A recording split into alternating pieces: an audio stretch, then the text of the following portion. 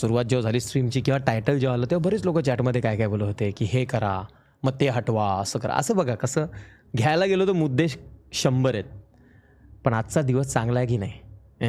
आज एका महात्म्याचा जन्म झालेला आहे का नाही? तर त्या जन्मानिमित्त मला तरी असं वाटतं, की डोक्यामध्ये जे काही असेल ते बाजूला तुम्ही ठेवून अतिशय चांगल्या मनाने ती गोष्ट आपणहून साजरी करावी. सिंपल आहे की नाही? शेवटी आपण कोण आहोत? माणसं आहोत.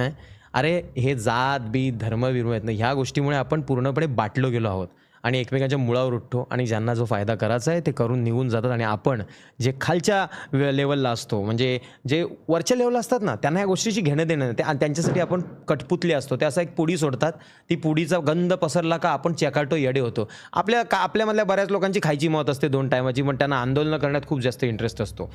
हे सगळं करण्यापेक्षा भावा आपल्या परिवाराकडे आणि आपल्या समाजाकडे लक्ष देऊन पुढे चला. आपल्याला समाज एकत्र ठेवायचा आहे आणि हा समाज एकत्र ठेवून पुढे न्यायचा आहे. हे ज्यांना समजलं त्यांनाच उमजलं. नाहीतर या जगामध्ये जेव्हा म्हातारे व्हाल तेव्हा तुम्हाला सगळं कळून जाईल, की तुम्ही जिंदगीत काय मिळवलं. चला 2